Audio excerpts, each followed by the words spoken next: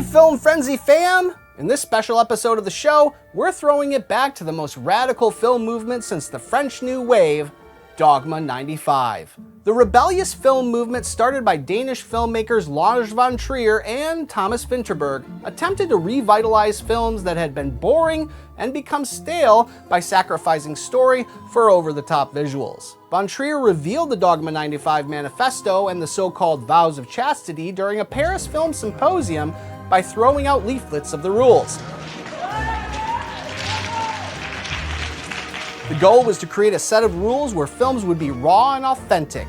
Without artificial lighting, recorded music, and by hand-holding the camera, filmmakers could focus on pure storytelling. While the filmmakers admitted these rules had a hint of cheekiness to them, and each filmmaker in the Dogme 95 movement usually broke at least one rule, the films do present an effective way to tell a story. So let's break down the Dogme 95 rules. No special effects, no elaborate props, and no fancy filters. The goal was to keep everything grounded in real life. Only natural light was allowed. No artificial lights were to be used. Everything had to be raw and as organic as possible. Shooting had to be done on location. No studios, no sets, just real-world environments.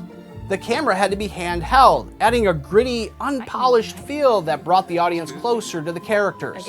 The film couldn't be a genre film, so no sci-fi, action, or horror tropes. It had to focus on realism and human emotion. Props had to be found on location or belong to the actors. Directors couldn't be credited.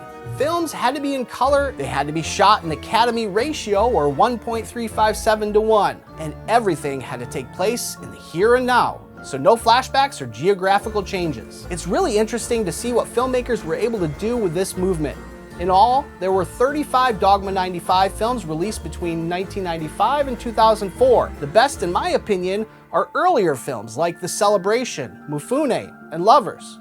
Unfortunately, many of the films are very difficult to find since many are not on streaming. But if you get a chance to check them out, do what you can to see them and let me know what you think. Thanks for joining, and I'll see you back here on the next Film Frenzy.